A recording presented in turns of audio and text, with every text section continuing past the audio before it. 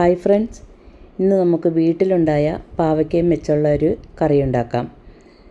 അപ്പോൾ വീഡിയോ ഇഷ്ടപ്പെട്ടെങ്കിൽ ലൈക്ക് ചെയ്യാൻ മറക്കരുതേ. ഇതേ വലിയ പാവയ്ക്കയാണ്, പച്ച പാവയ്ക്ക. പക്ഷേ ഇതിന് കയ്പൊന്നുമില്ല, ഒത്തിരി കയ്പൊന്നുമില്ല, സാധാ ഒരു ചെറിയൊരു കയ്പ് മാത്രമേ ഉള്ളൂ. അപ്പോൾ നമുക്ക് വട്ടം വട്ടം അരിഞ്ഞെടുക്കാം. നല്ലപോലെ മൂത്തിട്ടുണ്ട്. പാവയ്ക്ക കുറേ ഉണ്ടാകുന്നുണ്ട്, പക്ഷേ എല്ലാം പ്രാണി കുത്തി പോവുകയാണ്. നല്ലപോലെ മൂത്തിട്ടുണ്ട്. നല്ലപോലെ മൂത്തിട്ട് പറിച്ചിട്ടുണ്ടെങ്കിലാണ് അധികം കയ്പില്ലാത്തത്. അപ്പം ഞാൻ ഒരു സവാളയും കുറച്ച് ചെറിയ ഉള്ളി, ചുമന്നുള്ളിയും കൂടെ എടുത്തിട്ടുണ്ട്. സവാള ഒരെണ്ണമാണ് എടുത്തേക്കണേ. ചുമന്നുള്ളി ഇടുമ്പം നല്ലൊരു രുചിയും ഉണ്ടാകും. അപ്പോൾ എല്ലാം അരിഞ്ഞെടുത്തിട്ടുണ്ട്. ചട്ടി അടുപ്പത്ത് വെക്കാം. അതിലേക്ക് ഒരല്പം വെളിച്ചെണ്ണ ഒഴിച്ച് കൊടുക്കാം. അപ്പോൾ ഇതിലേക്ക് 3-4 അല്ലി വെളുത്തുള്ളി, 2-3 ചുമന്നുള്ളി, ഇതെല്ലാം കൂടി ഇട്ട് കൊടുക്കാം. ഒരു മുറി തേങ്ങ ചെരുകിയതാണ്, ഒരു വലിയ മുറി തേങ്ങയാണ്. കുറച്ച് കുരുമുളക്, ബാക്കി തേങ്ങയും കൂടെ ഇട്ട് കൊടുക്കാം. എന്നിട്ട് നല്ലപോലെ വറുത്തെടുക്കണം. അപ്പോൾ നമുക്ക് വേറെ ചട്ടിയും കൂടെ അടുപ്പത്ത് വെക്കാം. 2 പണിയും കൂടെ ഒരുമിച്ച് നടക്കുവേ. അപ്പോൾ ചട്ടി ചൂടാവട്ടെ. എണ്ണ ഒഴിച്ചിട്ടുണ്ട്.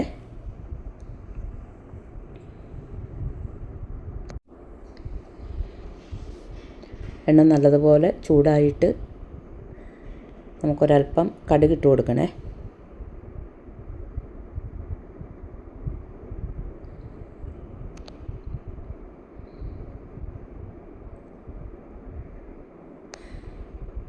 അപ്പോൾ അപ്പുറത്തടുപ്പിൽ തേങ്ങ മൂത്ത് തുടങ്ങി.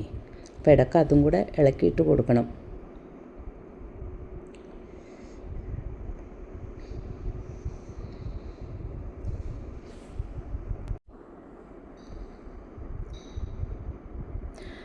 അപ്പോൾ ഇടയ്ക്കിടയ്ക്കൊന്ന് ഇളക്കിയിട്ട് കൊടുക്കണേ. കടുക് പൊട്ടട്ടെ അവിടെ കിടന്ന്.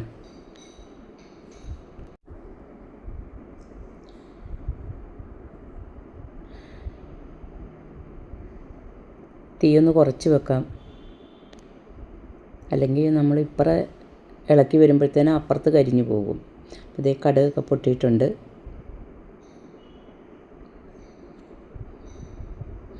അപ്പോൾ ഞാൻ തീ കുറച്ച് വെച്ചിട്ടുണ്ട്.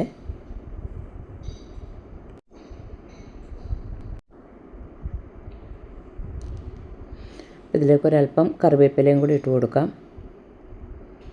2 വറ്റൽമുളകും, 4 വറ്റൽമുളകുണ്ട്, മുറിച്ചിട്ടില്ല. ഒന്ന് മൂക്കട്ടെ. ഒന്ന് മൂത്തിട്ട് നമുക്കിതങ്ങോട്ട് കോരി മാറ്റി വെക്കാം കുറച്ച്. ബാക്കി ഒരു പച്ചമുളക്, ചുമന്നുള്ളി, ഒരു സവാള, ഒരു പിടുത്തം തീ കൂടുതലുണ്ട് ചുമന്നുള്ളി. ഇതൊന്ന് മൂത്ത് കിട്ടണേ. ഇടയ്ക്കിടയ്ക്കൊന്ന് ഇളക്കിയിട്ട് കൊടുക്കണം. പച്ചമുളക് ഞാൻ വട്ടത്തിലാണ് മുറിച്ചിട്ടിരിക്കുന്നത്. അപ്പോൾ അതേ നമ്മുടെ തേങ്ങ വറുത്തതിലേക്ക് ഒരല്പം കറിവേപ്പിലയും കൂടി ഇട്ട് കൊടുത്തിട്ടുണ്ട്. നല്ലപോലെ മൂത്ത് വരുന്നുണ്ട്.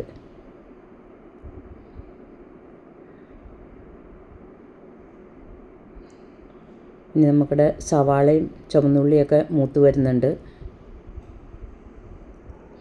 ഇതിലേക്ക് നമുക്ക് ഈ വട്ടത്തിൽ അരിഞ്ഞു വെച്ചിരിക്കുന്ന പാവയ്ക്കയും കൂടെ ഇട്ട് കൊടുക്കാം.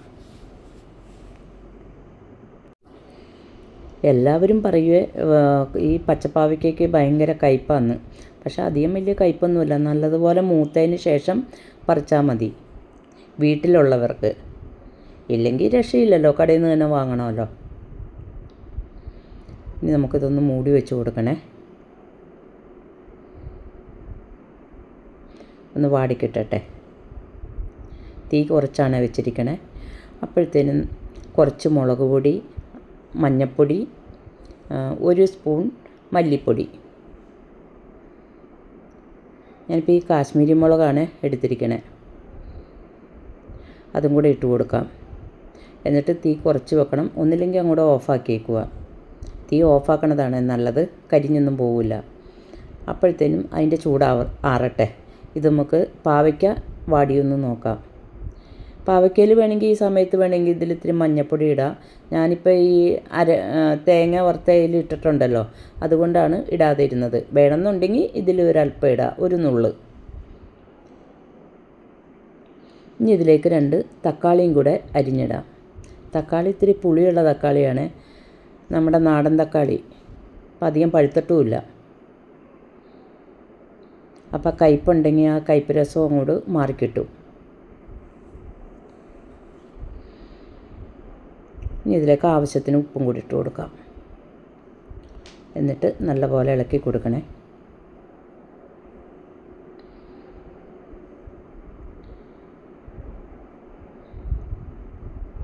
പാവയ്ക്ക ഇപ്പോൾ വട്ടത്തിൽ അരിഞ്ഞില്ലെങ്കിൽ നീളത്തിൽ വേണമെങ്കിലും അരിയാം.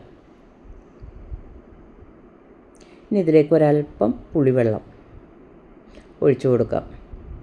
അപ്പോൾ ആ ഉള്ള കയ്പം കൂടി മാറിക്കിട്ടും. കുറച്ച് ഒഴിച്ചാൽ മതി, നോക്കിയിട്ടൊക്കെ ഒഴിച്ചാൽ മതി. എന്നിട്ട് ഒത്തിരി അങ്ങോട്ട് പുളി വേണ്ട. എന്നിട്ട് നല്ലപോലെ ഇളക്കണേ.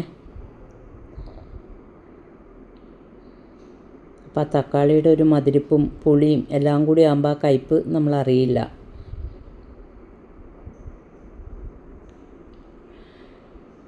ഇതേ മിക്സിയുടെ ജാറിലിട്ട് അരച്ചതാണ് തേങ്ങ വറുത്തത്.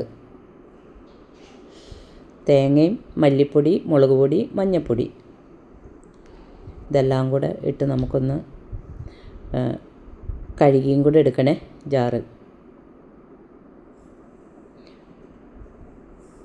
വെള്ളം ഒഴിച്ച് അരക്കരുത്. വെള്ളം ഒഴിച്ച് അരച്ചിട്ടുണ്ടെങ്കിൽ ആ നിറം അങ്ങോട്ട് മാറിപ്പോകും. ഞാനിപ്പോൾ ഇവിടെ ഒരു വലിയ ജാറിലാണ് അരച്ചത്. 3 എണ്ണം കിട്ടുന്നതിൽ നടുക്കുള്ള ജാറിൽ. അപ്പോൾ അതിൻ്റെ ചെറിയൊരു ജാറില്ലേ, അതിൽ അരച്ചിട്ടുണ്ടെങ്കിൽ നല്ല വെണ്ണ പോലെ അരഞ്ഞ് കിട്ടുമേ. അപ്പോൾ ഇതേ ആവശ്യത്തിന് വെള്ളം ഒഴിച്ചിട്ടുണ്ട്. ഒത്തിരി വെള്ളം അങ്ങോട്ട് ഒഴിക്കണ്ട. ഒരു കുറുകിയിരിക്കുന്ന ആ ഒരു പരുവത്തിൽ മതിയേ. അപ്പോൾ ഇതേ ഒരു ചെറിയ കഷ്ണം ശർക്കരയും കൂടെ ഇട്ട് കൊടുക്കാം. ആ കയ്പും പുളിയും എല്ലാം ഒന്ന് ബാലൻസ് ചെയ്യാൻ വേണ്ടിയിട്ടാണ്. അപ്പോൾ പാവയ്ക്ക വറുത്തരക്കുമ്പോൾ ഒരു ചെറിയ കഷ്ണം ശർക്കര ഇടണേ, നല്ലതാണ്. ഇത് നമ്മൾ വറുത്ത് വെച്ചിരുന്ന മുളകും കറിവേപ്പിലയും കൂടെ ഇട്ട് കൊടുക്കാം. അപ്പോൾ നമ്മുടെ പാവയ്ക്ക വറുത്തരച്ചത് റെഡി ആയിട്ടുണ്ട്. അപ്പോൾ വീഡിയോ ഇഷ്ടപ്പെട്ടെങ്കിൽ ലൈക്ക് ചെയ്യാൻ മറക്കരുത്. Thank you.